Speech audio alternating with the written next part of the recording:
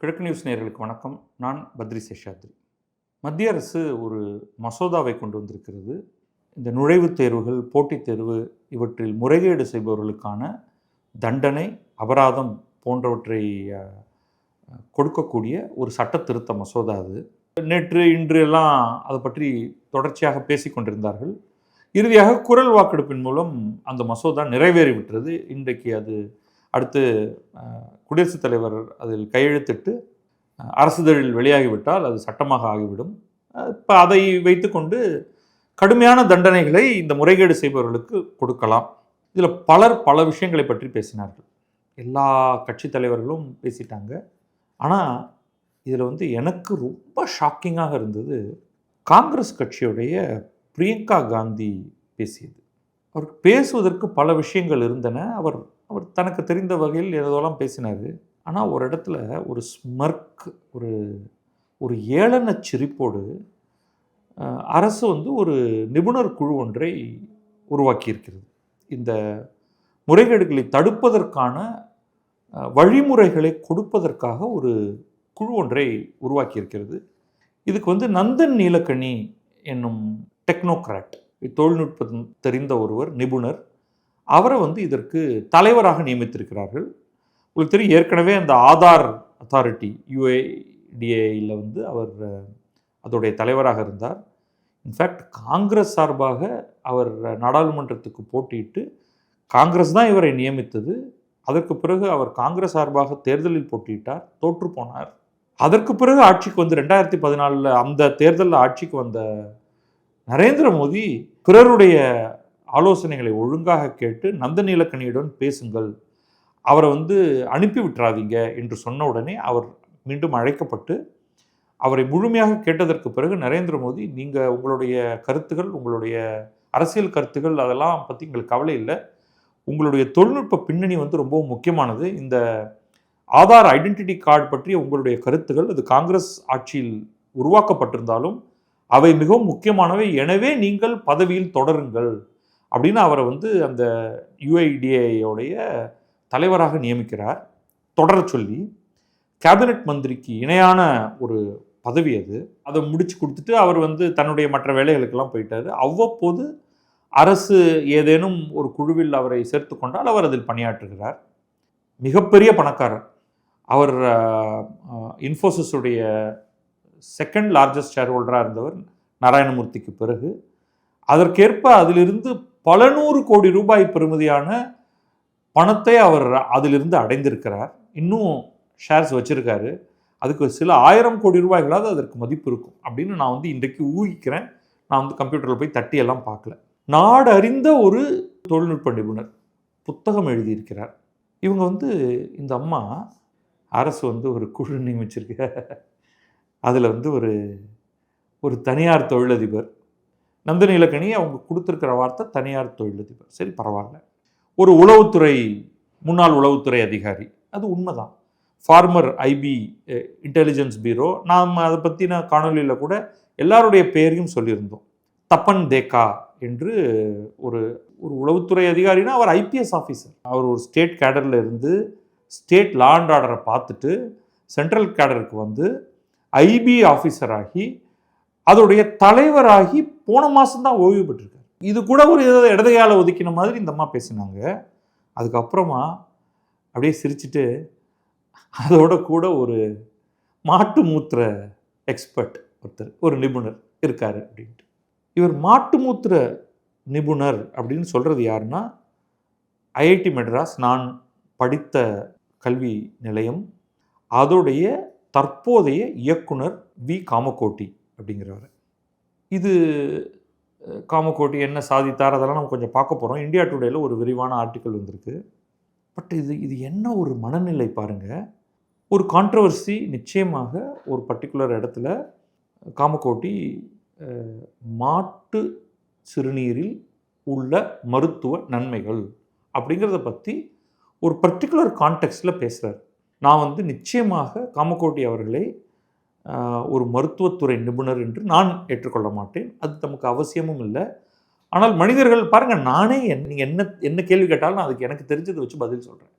உடனே நான் ஏதாவது ஒன்றில் எக்ஸ்பர்ட்டா, நீ அதில் எக்ஸ்பர்ட்டா, இதில் எக்ஸ்பர்ட்டா என்று கேட்டால் நான் இல்லை என்று தான் சொல்வேன். நான் படித்தது மெக்கானிக்கல் இன்ஜினியரிங்.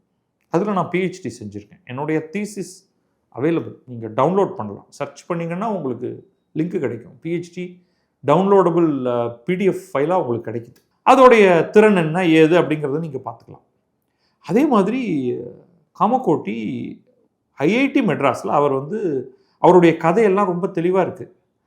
அவர் ஐஐடி மெட்ராஸில் பிடெக் படிக்கிறதுக்கு ஜேஇ எழுதுகிறாரு. அவருக்கு அது கிடைக்கல. அப்புறமா ஸ்ரீ வெங்கடேஸ்வரா இன்ஜினியரிங் காலேஜ்னு சென்னையில் ரொம்ப ஃபேமஸான ஒரு இன்ஜினியரிங் காலேஜ், தனியார் கல்லூரி. அதில் படித்து பேச்சுலர்ஸ் பட்டம் பெற்றதற்கு பிறகு அடுத்த நிலையில் எம்டெக் படிக்கிறதுக்கான கேட்டுங்கிற ஒரு என்ட்ரன்ஸ் எக்ஸாம் எழுதி மாஸ்டர்ஸ் அதுக்கப்புறம் பிஹெச்டி ரெண்டுமே அவர் ஐஐடி மெட்ராஸில் செய்கிறார். கம்ப்யூட்டர் சயின்ஸ் துறையில். கம்ப்யூட்டர் சயின்ஸ் துறையில் அவர் என்னெல்லாம் பண்ணியிருக்காரு அப்படிங்கிறத பார்ப்போம். நம்ம இந்த இதில் கொடுத்துருக்காங்க. இதில் கொடுக்காத ஒரு சிலத்தையும் நான் சேர்த்தே சொல்கிறேன். காமகோட்டி யார், அவருடைய திறமைகள் என்னென்ன அப்படிங்கிறது இந்தியா டுடே தொகுத்து கொடுத்துருக்கு. காமகோட்டி எம்எஸ் பிஹெச்டி இரண்டும் computer science and engineering IIT மெட்ராஸில் படிக்கிறார். அங்கேயே படிச்சுட்டு 2001 அங்கே அவர் ஒரு ஃபேக்கல்டி மெம்பராக சேர்கிறார். 2022 அவர் ஐஐடி மெட்ராஸுடைய டைரக்டர் ஆகிறார், இயக்குனர் ஆகிறார். அதுதான் தலைமை பதவி. ஒரு பிரின்சிபால், ஒரு கல்லூரிக்கு ஒரு பிரின்சிபால் மாதிரி, ஒரு பல்கலைக்கழகத்துக்கு துணைவேந்தர் மாதிரி ஐஐடி மெட்ராஸுக்கு இயக்குனர். எல்லா ஐஐடிக்குமே இதே மாதிரி தான் ஒரு இயக்குனர். அதுதான் தலைமை பதவி. அவருடைய ஸ்பெஷலைசேஷன் என்ன?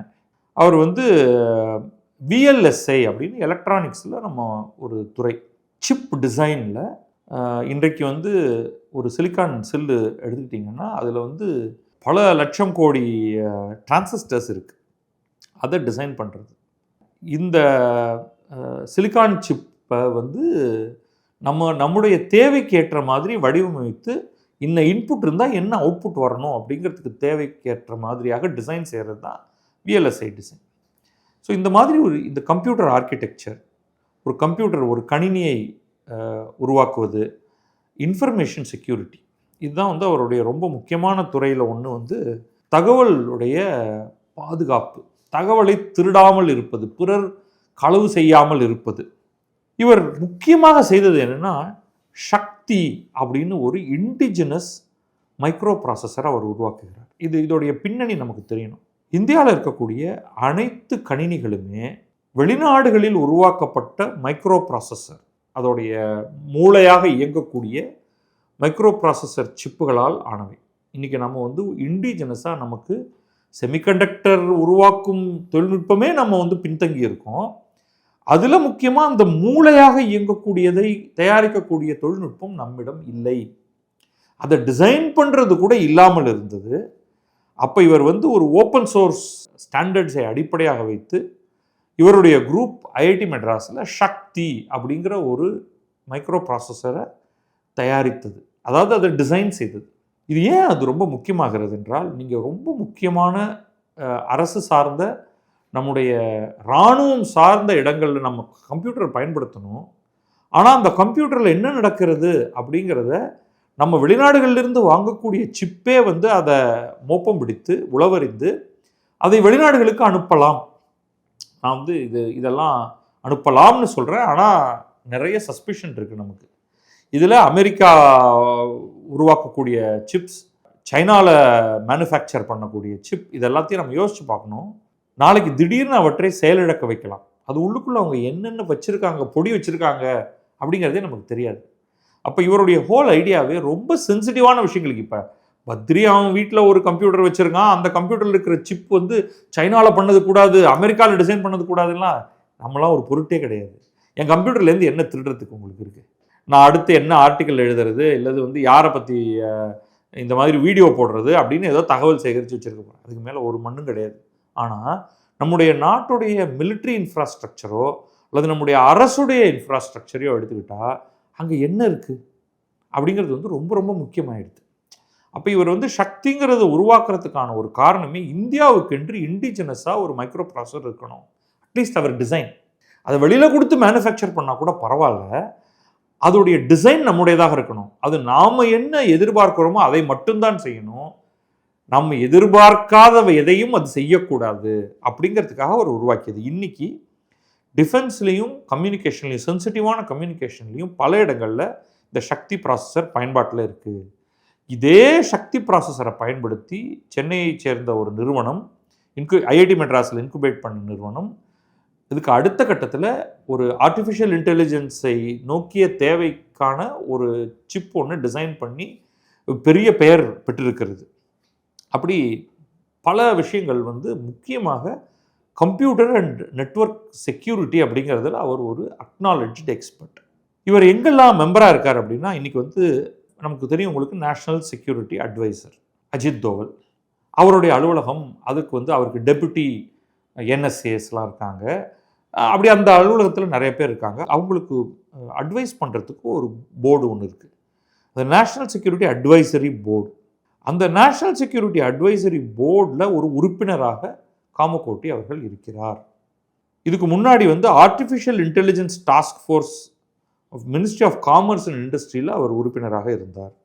2011 ஆண்டில் 2001 அவர் ப்ரொஃபஸர் ஆகிறார், 2022 டைரக்டர் ஆகிறார், 2011 கரெக்டாக அதோடைய மிட் பாயிண்ட் எடுத்துக்கிட்டிங்கன்னா இவர் இந்த ஐஐடி ஜேஇன்னு கேள்விப்பட்டிருப்பீங்க, ஜாயிண்ட் என்ட்ரன்ஸ் எக்ஸாமினேஷன்.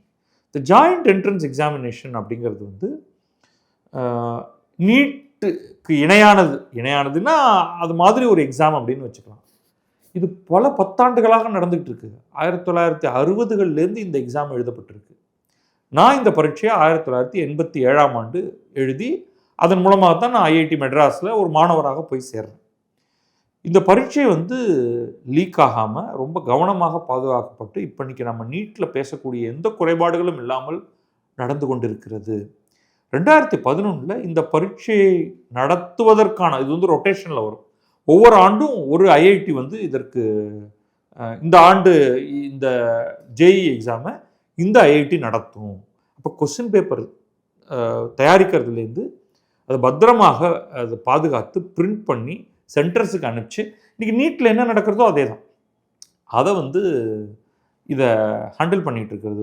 அப்போ 2011 ஐஐடி மெட்ராஸ்க்கு அந்த முறை வரும்பொழுது இதை திரு காமகோட்டி அவர்கள் தான் இதை ஹேண்டில் பண்ணார். அப்போ அவருக்கு இந்த மாதிரியான ஒரு பரீட்சையை ஹேண்டில் பண்ணுறதுக்கான பேக்ரவுண்ட் ஏற்கனவே இருக்குது.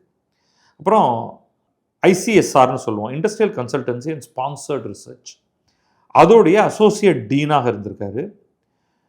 இன்றைக்கு Reserve Bank of India, national stock exchange ரெண்டுடைய டெக்னாலஜி கமிட்டியில் உறுப்பினராக இருக்கிறார். சர்வதேச ஆராய்ச்சி இதழ்களில், ஜேர்னல்ஸ் அப்படின்னு சொல்லுவோம், அதில் கிட்டத்தட்ட 150க்கும் மேற்பட்ட ஆராய்ச்சி கட்டுரைகளை எழுதியிருக்கிறார். இவரிடம் நிறைய மாணவர்கள் பிஹெச்டி பண்ணியிருக்காங்க, மாஸ்டர்ஸ் ப்ரோக்ராம் நிச்சயமாக பண்ணியிருப்பாங்க, ரிசர்ச் ஸ்காலர்ஸ் நிறைய பேர் இருக்காங்க. 50க்கும் மேற்பட்ட ப்ராஜெக்ட் திட்டங்களை இவர் அரசுக்காகவும் தனியார் நிறுவனங்களுக்காகவும் செய்திருக்கிறார். இவருக்கு 2026 பத்மஸ்ரீ பட்டம் கொடுக்கப்பட்டது, விருது கொடுக்கப்பட்டது.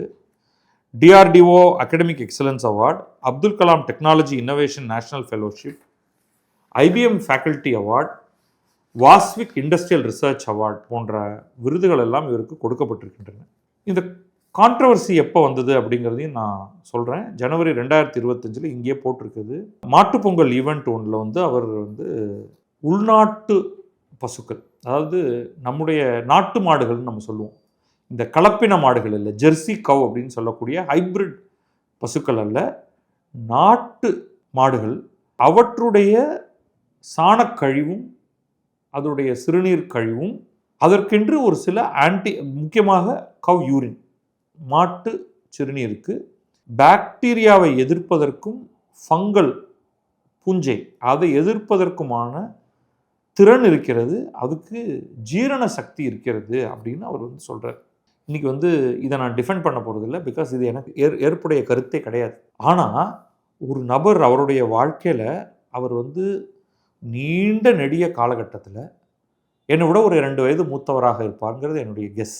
ஓகே, அவர் அண்டர் கிராஜுவேட் ஸ்டடீஸ்லேருந்து ஆரம்பித்து அவர் பிஹெச்டி முடித்து ஒரு ஃபேக்கல்ட்டி மெம்பராகி அங்கே அவர் ஒரு நீண்ட காலம் ஆராய்ச்சிகள் செய்து அவருடைய துறையான கம்ப்யூட்டர் சயின்ஸில் மிகச்சிறப்பாக பணியாற்றி தேச சேவைக்காக பத்மஸ்ரீ விருது பெற்று ஐஐடி மெட்ராஸுடைய இயக்குனராக இருக்கக்கூடிய ஒருவர் ஒரு இடத்துல அவர் வந்து மாட்டு சிறுநீர் பற்றி ஒரு கருத்தை தெரிவிக்கிறார்.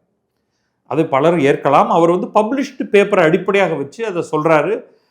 இருந்தாலும் எனக்கு ஏற்புடையது இல்லைங்கிறத நான் இந்த இடத்துல வந்து அண்டர்லைன் பண்ணிக்கிறேன். உடனே என்கிட்ட வந்து ஏன் உனக்கு ஏற்புடையது இல்லைலாம் கேட்காதீங்க, என்னுடைய கருத்து அது. ஆனால் இந்த ஒரு கமெண்ட் ஜனவரி 2025 பொங்கல் சமயத்தில் அவர் சொன்ன இந்த ஒரு கமெண்ட் தான் காமகோடி என்னும் நபரை அடையாளப்படுத்துகிறதா? இது இந்த கேள்வி. இதை நம்ம ரொம்ப பொறுமையாக இதை ஹேண்டில் பண்ணுவோம். ஓகே, அவர் என்னெல்லாம் பண்ண போகிறாரு அப்படிங்கிறதுக்கு வந்து அவர் தொலைக்காட்சி பேட்டி ஒன்றில் வந்து விரிவாக அழகாக பேசுகிறார். ரொம்ப கோர்வையாக இந்த பரீட்சையில் ஏன் வந்து தவறுகள் நீட்டில் நடந்தது, அதுக்கு வந்து இதே தர்மேந்திர பிரதான் அமைச்சராக இருக்கும் பொழுது 2024 நீட் பேப்பர் லீக் நடந்து உடனே ராதாகிருஷ்ணன் கமிட்டின்னு ஒரு கமிட்டியை இதே அரசு கொண்டு வந்து ராதாகிருஷ்ணன் கமிட்டி பல நல்ல பாயிண்ட்ஸை சொல்லி அதை அழகாக விளக்குறார் காமகோடி. அதில் சொல்லப்பட்ட சிலவற்றை என்டிஏ செய்யவில்லை, நிறைய செஞ்சுருக்காங்க. அதனால தான் சென்ற முறை நடந்தது என்னென்னா 2024 நடந்தது, பரீட்சைக்கான கேள்வி வினாத்தாளை பிரிண்ட் பண்ணி ஒரு பொட்டியில் வச்சு ட்ரக்கில் வச்சு அனுப்புகிறாங்க. இந்த பொட்டியை திறந்து, இந்த ட்ரங்க் பெட்டியை திறந்து அதுலேருந்து ஒரு பேப்பரை எடுத்து ஃபோட்டோ எடுத்துட்டு அதை வந்து உள்ளே தள்ளிட்டு மூடிடுறான் ஒருத்தன். அது வந்து அவன் ஒரு 50-60 பேருக்கு அது பரவிடுது. எக்ஸாம் நடந்துருது. கேஸ் உச்சநீதிமன்றத்துக்கு வருது. உச்சநீதிமன்றம் வந்து சிபிஐட்ட கேட்குறாங்க. சிபிஐ சொல்லுது இதெல்லாம் வந்து காமகோடியோடைய வீடியோ எக்ஸ்ப்ளனேஷன்லேருந்து நான் சொல்கிறேன். உச்சநீதிமன்றம் வந்து பார்க்குது இது 50 பேருக்கு தான் கிட்டத்தட்ட போயிருக்குங்கிற அந்த சிபிஐயோடைய கூற்றை ஏற்றுக்கொண்டு இதனால் வந்து இந்த பரீட்சையோடைய இன்டெகிரிட்டி பாதிக்கப்படலை, இந்த 50 பேர் தான். அப்போ அவங்களோட எக்ஸாமை மட்டும் கேன்சல் பண்ணி நல்லிஃபை பண்ணி அவங்களுக்கு வந்து அவங்கள பார் பண்ணிவிடுங்க, எக்ஸாம் ரிசல்ட்டை பப்ளிஷ் பண்ணிவிடுங்க என்று உச்சநீதிமன்றம் அனுமதி கொடுத்த பிறகு, அப்போ சந்திரசூட் உச்சநீதிமன்ற தலைமை நீதிபதியாக இருக்கிறார், அவருடைய பெஞ்சில் தான் இந்த கேஸ் வருது. அவங்க அதை வழக்க முடிச்சு வச்சிடுறாங்க. ஆனாலும் அப்போ கொடுத்த பல்வேறு கருத்துக்களை இவங்க பின்பற்றலை என்டிஏ. அது ரொம்ப முக்கியமாக சிலவற்றை செஞ்சுருக்காங்க. அதனால தான் இன்றைக்கி வந்து இந்த கொஸ்டின் பேப்பர் டிஸ்ட்ரிபியூட் பண்ணும்பொழுது அதிலிருந்து நீங்கள் திருட முடியாது. ஆனால் என்ன ஆயிடுச்சு, இந்த தடவை மக்கள்கிட்டேருந்து திருட்டு நடந்துருச்சு. இந்த கொஸ்டின் பேப்பரை செட் பண்ணதுக்கு பிறகு அதை 13 மொழிகளில் டிரான்ஸ்லேட் பண்ணும்பொழுது அந்த டிரான்ஸ்லேட்டர்ஸ் மராத்தி மொழியில் டிரான்ஸ்லேட் பண்ணுறவங்க எல்லாம் காம்ப்ரமைஸ் பண்ணி காசு கொடுத்து கொஸ்டினை பிடிச்சிட்டாங்க ஒரு சிண்டிகேட். இப்போ அவங்களுக்கான தண்டனைக்கான சட்டம் தான் இப்போ நிறைவேற்றும் தருவாயில் இருக்குது, நிறைவேற்றியாச்சு. அப்போ இதை சுட்டி காட்டி நாங்கள் வந்து ஒவ்வொரு ஆண்டும் ஜேஇக்கான கொஸ்டின் பேப்பரை தயாரிக்கிறோம். ஒரு முறை கூட இந்த கொஸ்டின் பேப்பரை செட் பண்ணுறவங்கள்ட்டேருந்து இது வெளியில் லீக் ஆனதே கிடையாது. ஏன்னா வி ட்ரஸ்ட் தம், அந்த ட்ரஸ்ட்டுங்கிற வார்த்தையை சொல்கிறாரு. இதே மே 3 நடந்த தேர்வில் நடந்த பிரச்சனைக்கு பிறகு ஜூன் 20 நாங்கள் மறு தேர்வு நடத்தப்படுது, என்டிஏ பண்ணுறது. அந்த தேர்வில் பிரச்சனையே இல்லாமல் நடக்குது. அப்போ ஏதோ பண்ணியிருக்கோம். அப்போ இதை எப்படி பண்ணணுங்கிறதுல இதில் வெறும் தொழில்நுட்பம் மட்டுமல்ல, அதை தாண்டியும் இருக்கிறது. அதுக்காக தான் திரு தப்பன் தேக்காவை உள்ளே கொண்டு வராங்க, ஐபியோடைய எக்ஸ் சீஃப், ஜஸ்ட் ரிட்டையர்டு. ஏன்னா இதில் வந்து ஒரு பெரிய சிண்டிகேட், ஒரு கிரிமினல் சிண்டிகேட் இயங்குது. அவர்களுக்கு பல கோடி ரூபாய் அவங்க கையில் புழங்குது. அப்போ அவங்க என்ன வேணாலும் செய்ய தயாராக இருக்காங்க. அதுக்கப்புறம் அரசு தரப்பிலிருந்து செயலர், லாஜிஸ்டிக்ஸ் தரப்பிலிருந்து ஒருவர் அப்படின்னு பார்த்து தேர்ந்தெடுத்து பண்ணியிருக்காங்க ஒரு குரூப் அப்படின்னு அவர் வந்து அதை எக்ஸ்பிளைன் பண்ணுறாரு. இந்த பக்கம் இந்த பிரியங்கா காந்தி அம்மா வந்து எல்லாம் தெரிஞ்ச ஏகாம்பரமாக ஒரு மாட்டு மூத்திர எக்ஸ்பர்ட் அப்படின்னு இவரை சொல்லுது. இது என்ன மாதிரியான மனநிலை இது? அதாவது அடிப்படையில் பிரியங்கா காந்தியோ அல்லது ராகுல் காந்தியோ அவங்கள வந்து நீங்கள் அவர்கள் படிப்பில் சிறந்தவர்கள்னு அவங்களை நீங்கள் குற்றம் சொல்ல முடியாது. இதற்கெல்லாம் அவங்க ஏதோ இது நான் ராகுல் காந்தி சொல்லுவார், நான் வந்து எம்ஃபில் பண்ணியிருக்கேன் பிரிட்டனில் போய் அப்படின்னு. இந்தம்மா அது கூட சொல்ல முடியாது. நல்ல குடும்பத்தில் பிறந்து வீட்டில் நல்ல இங்கிலீஷ் பேசுகிறதுனால அவங்களுக்கு இங்கிலீஷ் பேச தெரியும், கொஞ்சம் அரைகுறையாக ஹிந்தியும் பேச தெரியும்.